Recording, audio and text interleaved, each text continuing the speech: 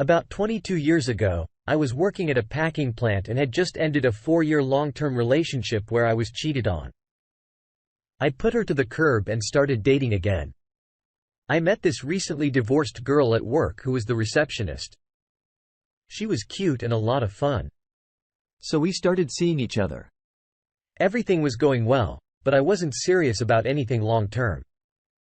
She would drop hints about moving in together and I just never could pull the trigger with her. Something was wrong. We got really busy at work and I was volunteering for as much overtime as I could to make extra money. I worked evenings and my crew was small and we were really close.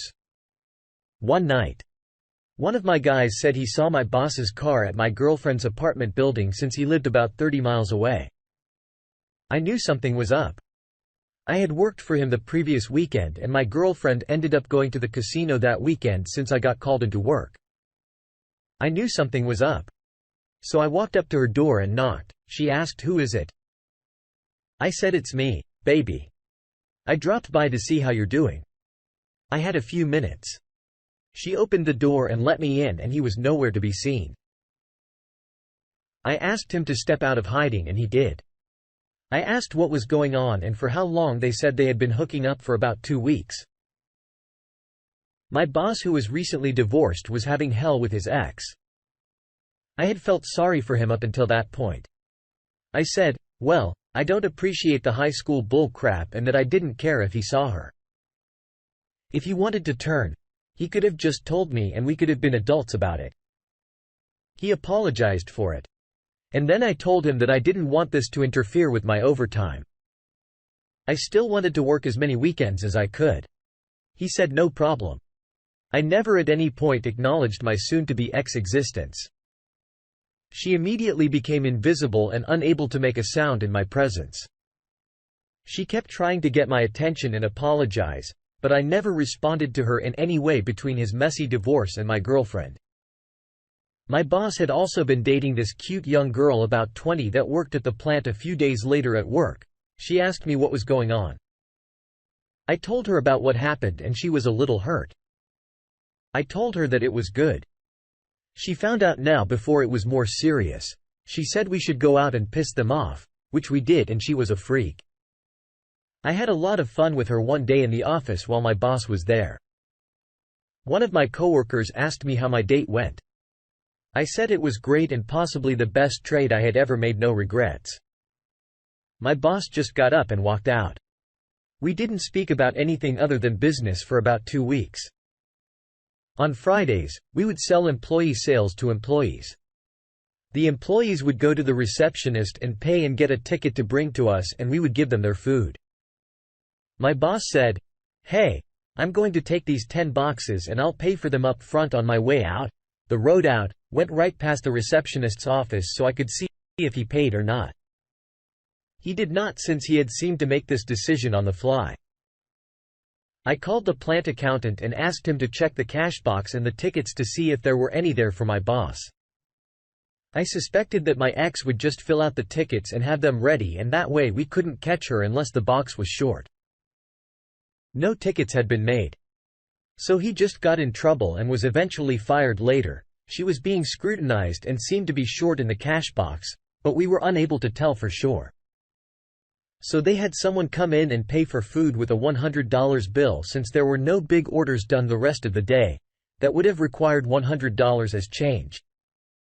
And since the $100 bill was missing from the box at the end of the day, they knew she was skimming. She got fired. I replaced my boss as the superintendent of the department. I got rid of a cheating girlfriend, had freaky sex with his ex and got to brag about it to his face. Got rid of that same cheating boss, got 2 thieves fired. Got a promotion and still got to keep my overtime.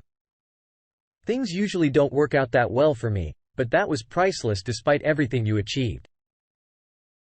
What really was amazing was how you completely dismissed your ex's existence amidst her cheating, good or bad. You didn't give her the attention. She must have been sorely lacking to have cheated. You didn't feed into it instead. You played the long game.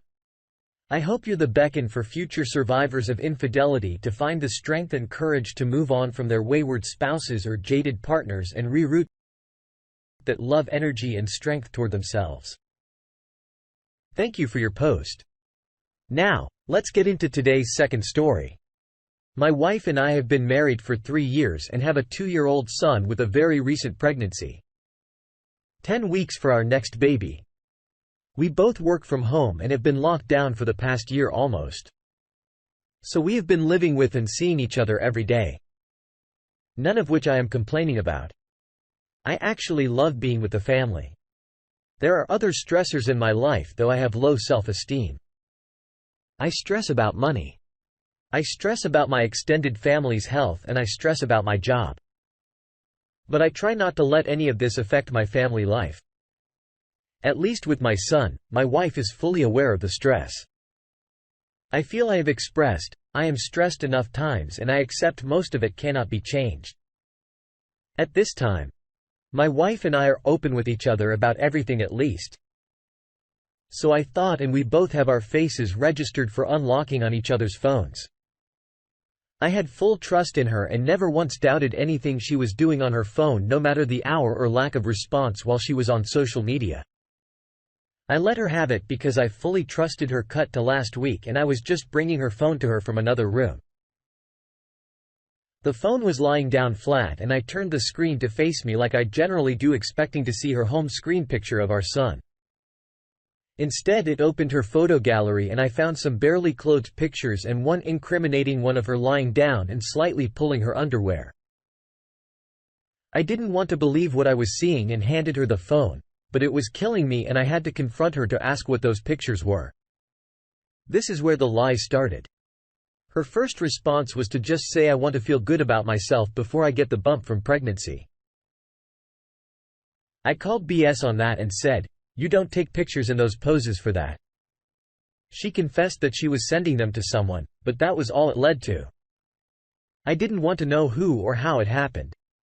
I was just starting to process everything. I chose to ignore it for that day, mostly because I was in shock and also because I had to take care of our toddler. I was distant the whole day, not wanting to be with her. I wanted space. I browsed Reddit, Quora and any other forum for information or advice. That night I had no one to talk to and nowhere to go in lockdown. I barely slept. And the next day I demanded to know who it was. Turns out it was a guy from work and they had been using their work team's chat to communicate. I asked her how far it went. And she said just the pictures, nothing more. I suspected more BS and then asked to see the chats on Teams and on Instagram. She was hesitant. She didn't want to show me out of fear of hurting me. Yeah, I know I should have called it. I was getting more upset. I wanted to give her the benefit of the doubt. But I told her I couldn't continue until I saw the messages. She still gave the excuse that she didn't want to hurt me. But I was beginning to see the pattern. The next day was a work day and because we share an office in her house, I could see a few times that she was furiously typing away on a Teams chat. No, guess who it was? I confronted her after work and she still did not want to share the messages. I gave up and I told her I needed to see it. Otherwise we were separating. She came to me the following day and confessed that she had lied. They did meet twice and the last time was a week earlier when all they did was kiss. I got incensed. I knew they didn't just kiss and compounded with all the trickle truths. It was even crazier to think. I believe that I demanded then and there that she show me the chats.